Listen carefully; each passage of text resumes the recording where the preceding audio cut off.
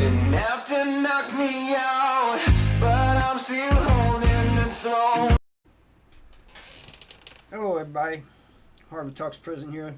Today I thought I'd tell you about the time I went to the St. John's Mercy Hospital in St. Louis when I was in prison in Farmington Correctional Center. So I'd been in the infirmary about 10 days or so, and they transferred me to, they took me to St. John's Mercy Hospital in St. Louis. And while we were up there, they took me all. When we first got there, the guards got lost because the hospital is just so big, you know. But they finally get me there. They take me all the way up to the top floor. Excuse me. And it was funny the way they did things. Like, they'd wheel me around in a wheelchair, even though I could walk. And they'd cover me with this blanket so that nobody could see my handcuffs. But yet there was two guards walking beside me at all times, wherever they took me. While these doctors did all these different tests on me. So I told them one time, I said, "What's the purpose of the blanket?" They said, "That's to give you some dignity."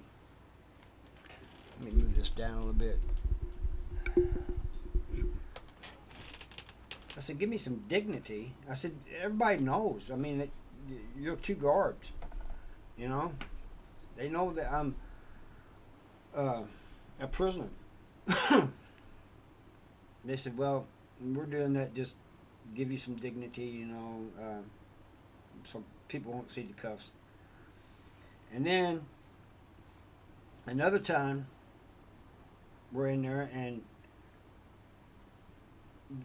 one of the guards wanted to smoke, and you have to go all the way down. I mean, we're way up at the very top. He goes, "Man, I want to smoke, but I don't want to go all the way down and outside." I said, "I'd like to smoke too." And he goes, "You haven't smoked in several days. You should be over it." So the other guard says, "Guys, use the air conditioner and smoke out there, and I'll keep bust for the 5-0. You are the 5-0. Anyway, so that's what we do. We each get a cigarette and we're going over. We're squatted down, you know, by this air conditioner, and we're smoking. And this guard's keeping bust for us. And we're almost done when he yells out, 5-0. And so we put the cigarettes out and everything, and we're waving our arms and stuff. And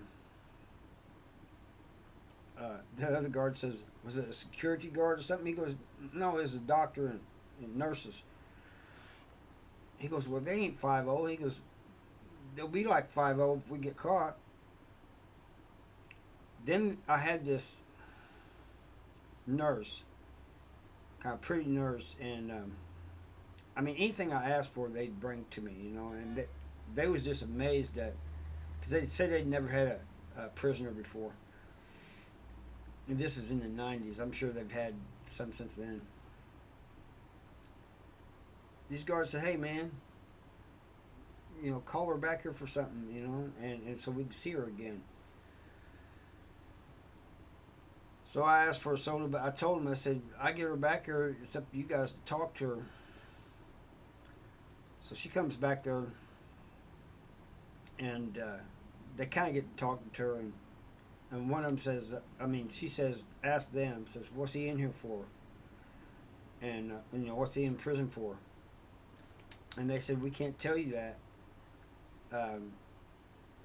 He can tell you if he wants, but we can't tell you." So she looks at me and she goes, what are you in prison for?" So I told her. And so it ended up me keeping her back there while these guards were just, their jaw and tongue was hanging out, looking at her and stuff, you know. But when I got ready to leave, it was kind of amazing because the day I was to be released, they said I could leave.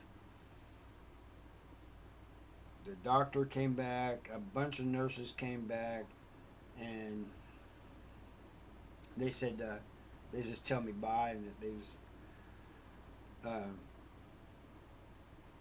just glad to, said I was a good patient and all this and that, They told the classic, just be patient joke. I hate that joke.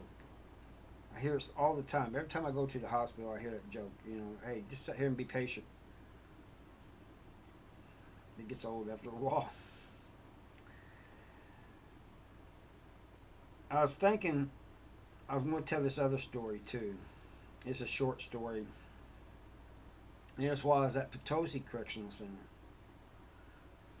And this is kind of funny. In Potosi, every door you go through, you got to push a button and then they'll open it. Even your visitors, when they're in the visiting room and they go use the bathroom, they got to push a button for them to open the door.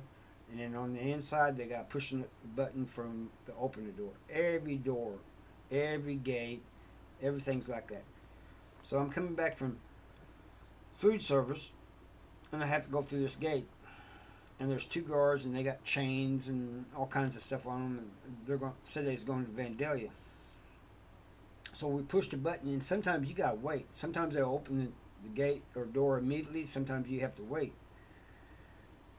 for a while. So while we're sitting there waiting, this guard says, "We're going to Vandalia. You want to go with us?" I said, "Yeah, you can take me to Vandalia." I just joking, They said, "Those women will do you in. We won't see you no more." I said, "What do you mean?"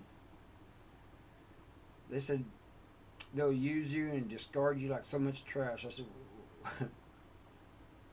what a way to go. And then this other one says, "Look, it's not what you think. It's not going to be all fun and games. First of all, these women are nasty there at that prison, Vandalia. I've heard this from other COs too over the years, I don't know if it's true. I've never been there." He said, "Second of all, it's just not going to be, you can have your pick of women or anything. It's going to be all bad." I said, "I got a life sentence. I don't know if I'm getting out. Can't be that bad." And so they just kind of stopped talking. They just said, "It's bad," and then they stopped. And the gate got open, and we went on our ways. Anyway, I thought these stories would be, you might like hearing these stories. They're not educational, not really a message in them, just a story, Thank you for watching, and I'll see you next time. Bye.